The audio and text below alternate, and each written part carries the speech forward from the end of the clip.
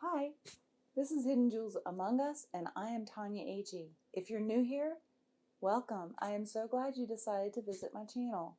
If you like DIYs that range from easy to challenging, then this is the channel for you.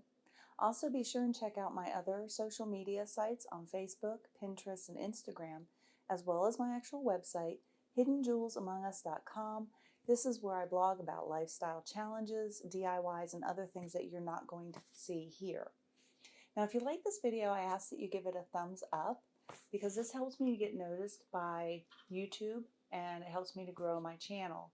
And if you haven't already done so, please subscribe so that you won't miss out on any of my content. Now, if you'd like to be notified every time I upload a video, go ahead and hit the notification bell and YouTube will notify you. In today's project, we're going to make a realistic looking pumpkin out of a Dollar Tree pumpkin. Now, I apologize, there are a lot of Dollar Tree pumpkin projects on YouTube, but I've not seen any of them do it the way I do. I have a slight twist that I use on my stem that by the time you're done, it does look like a real pumpkin. And at the end of this project, I'm going to put a clip of my fall tablescape, which has multiple pumpkins in different colors so that you can see you can use it in different types of settings with different decor styles. So without further ado, let's go find a hidden jewel in a Dollar Tree pumpkin. We're going to begin by removing that stem from the Dollar Tree pumpkin because we're not going to need that for this project. So put that off to the side and don't worry about the hole left behind because we're going to make a new stem that's going to cover that up. The first paint we're going to use is Waverly chalk paint. I'm using the color Pumpkin. I like this color because it's closer to a natural pumpkin color than the neon orange that the Dollar Tree pumpkins come already painted in.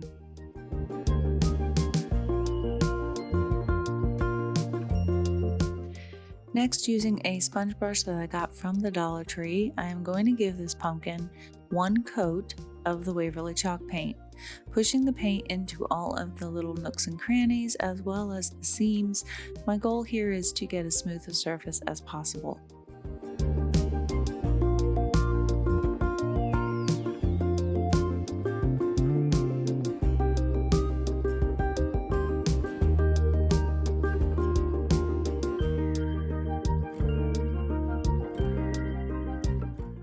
Now here you can see the difference between the neon orange of the pumpkin and the Waverly chalk paint pumpkin color, and also the paint will darken as it dries. As I'm painting, I'm noticing that it is not filling in as well as I'd like it to in the seams or the crevices, so I decided to grab some sandpaper. You're going to want to sand the seam all the way around the top as well as all the way around the pumpkin. Now I'm using an extra fine grit here, 320 grit. This is something I had on hand, so I'm using it. If you don't have sandpaper with this fine of a grit, use the finest that you do have and just be careful not to rip your pumpkin. Once you're done sanding, wipe it off with a damp rag to get rid of any styrofoam debris so it doesn't interfere with your painting.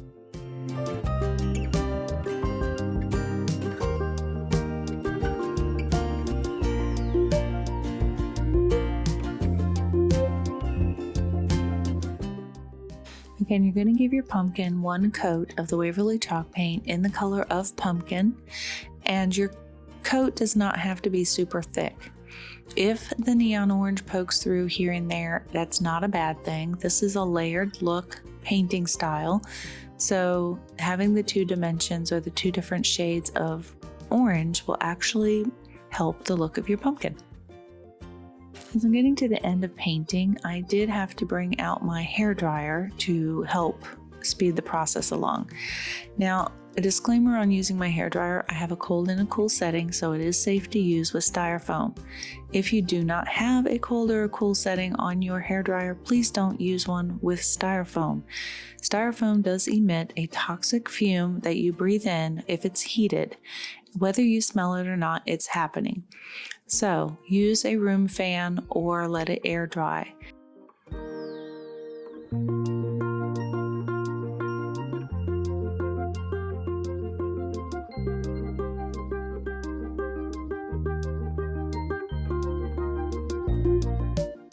This last part is optional. You can paint the bottom of your pumpkin or not. It depends on how you want to stage it. I tend to stage mine on their side sometimes, so I complete my pumpkin to make sure everything is covered.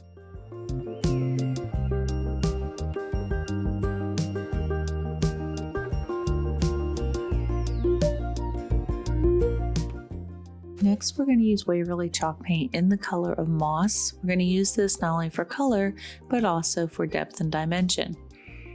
Taking a sponge brush, we're going to do a dry brush method in the crevices of the pumpkin. Putting a little bit of paint on your brush, wiping it off on a towel. Then I'm going to bring in a paper towel and I'm going to push the paint and blend it into those crevices. Now I accidentally used a wet towel here and it washed it all off, so note, use a dry towel.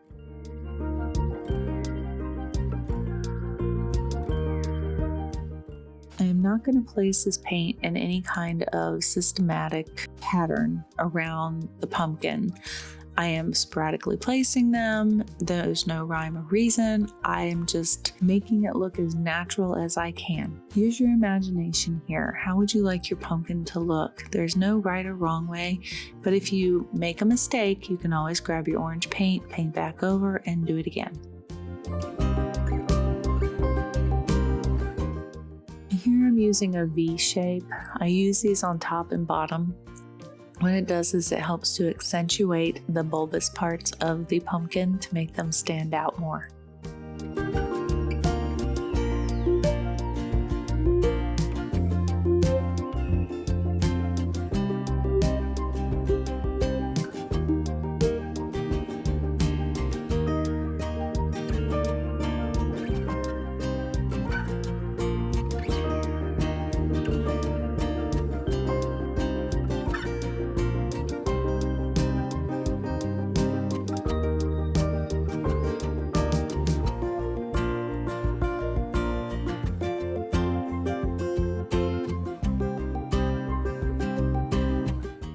I'm also going to put some of the moss paint on the seams of the pumpkin on the sides to help try and hide those a little bit more. I'm not going to do a complete line on the seam, but a broken line, and then blend it in just like I did around the rest of the pumpkin.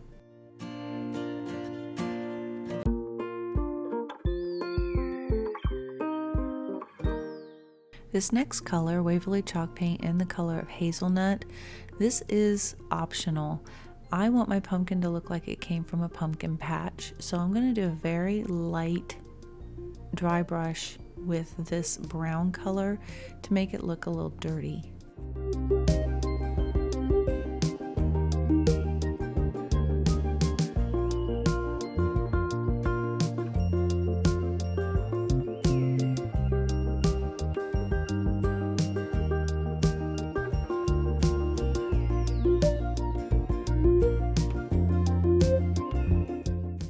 Next, we're going to go ahead and Mod Podge our pumpkin. I'm using Mod Podge in a matte finish. Now I got this at Walmart. It's a larger volume, and since I use a lot of Mod Podge, it's just more cost effective for me.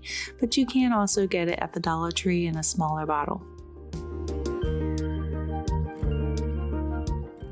Taking a Dollar Tree sponge brush, I'm going to go ahead and give my pumpkin a single coat of Mod Podge, but it's going to be a very liberal coat. I'm going to fill in all the nooks and crannies and seams.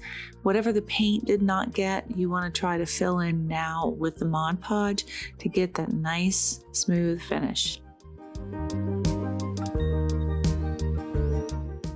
Make sure as you are painting the Mod Podge on your pumpkin that you brush out any thick lines. You want to make sure you have a nice even coat, even though it's a thick coat.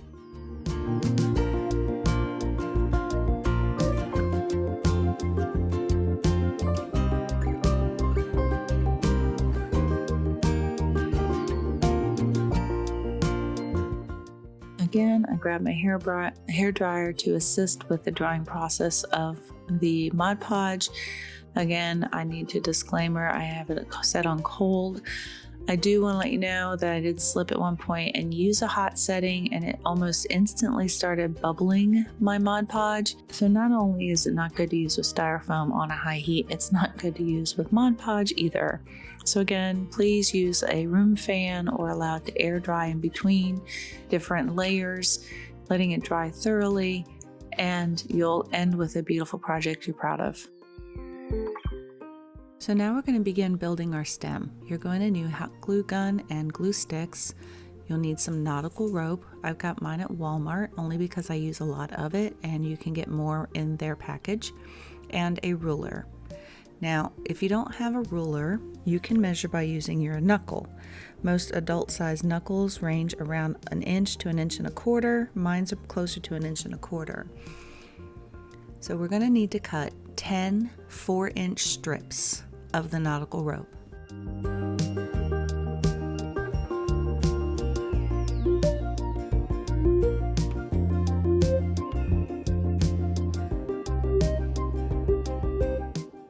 So here I'm just showing you that if I used my knuckle to measure, it would have been just a little bit longer. Now, if you want a longer stem, there are different ways you can do that. We will be trimming this stem down, so you can trim it based on that. Or if you want a really long stem, you can cut these cords a little bit longer, say maybe 6 inches, and that'll give you a longer stem. Once you have all your cords cut, you're going to separate them. In this video, I separate them in a set of 5 and 5, but we actually want to separate it into a set of 4 and 6. So the set that you have of 4, you're going to cut those in half, giving you 8 half pieces. Once you have your pieces cut, you're now going to separate the cords into their strands. Now in my rope, there are 3 strands to the cord.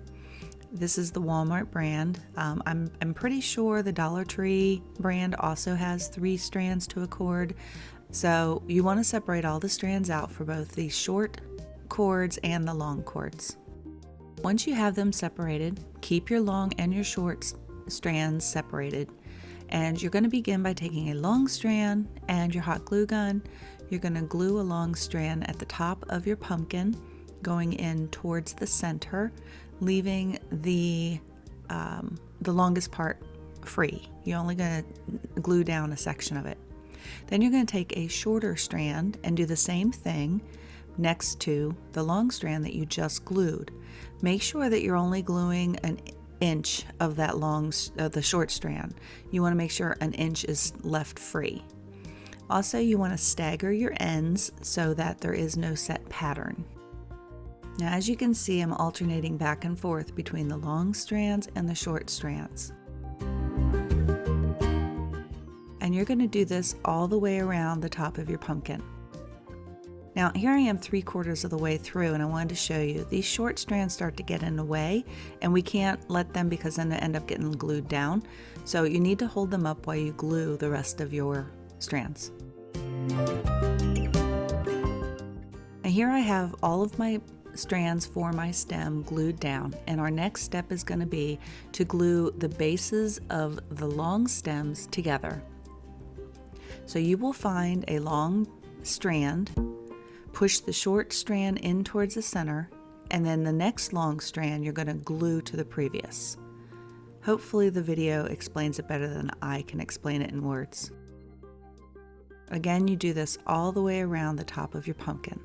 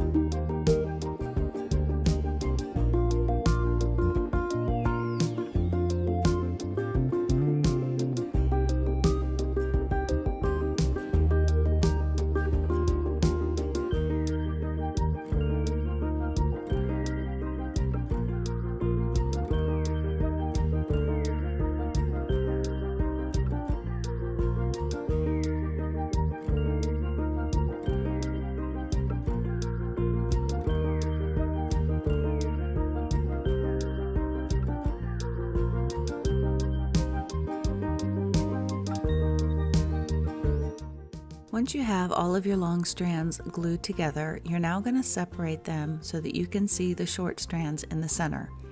You're going to pull those short strands up so that they create a bunch. Then you're going to grab your glue gun and you're going to put a large amount of hot glue into the center. Now please be careful with this next part. You're going to take a hold of those long strands, squeeze it in to adhere to that glue, and begin twisting and just work that stem around so it has a slight twist to it, and you hold it till the glue starts to take.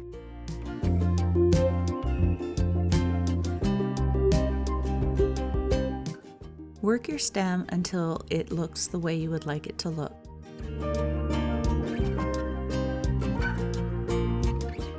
Now, if you wanted a longer stem at this point, you would go ahead and glue the top part down as well and squeeze that together. Again, be very careful with the hot glue.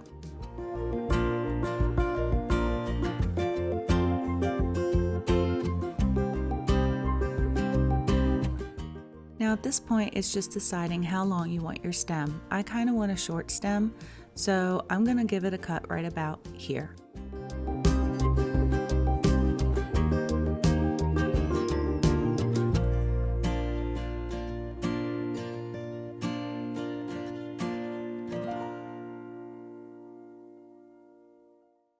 At this point, you have a realistic looking pumpkin.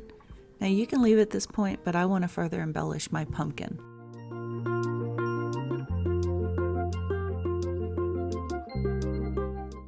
I'm using 2 large burlap leaves I got at the Dollar Tree, but I'm only going to use the stems. If you have floral wire, that would work just as well.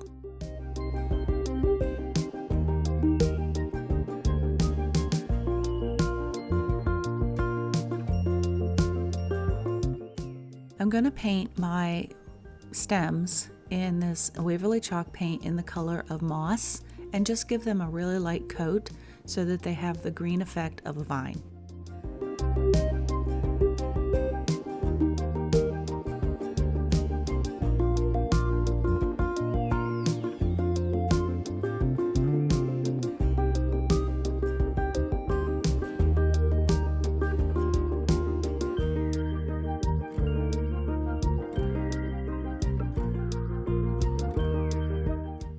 Place this off to the side and let them dry for a moment.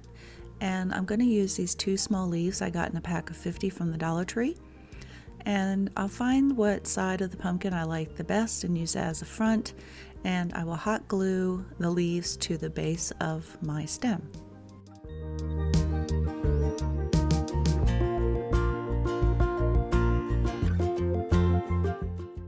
Is dry on my wires, I will go ahead and take those and wrap them around a pencil or anything that can create a coil.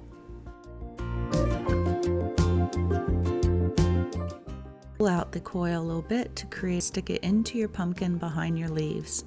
I found it easier to stick it into the pumpkin directly and not try to go in between the cords or the stem area because of all the hot glue. It makes it very difficult.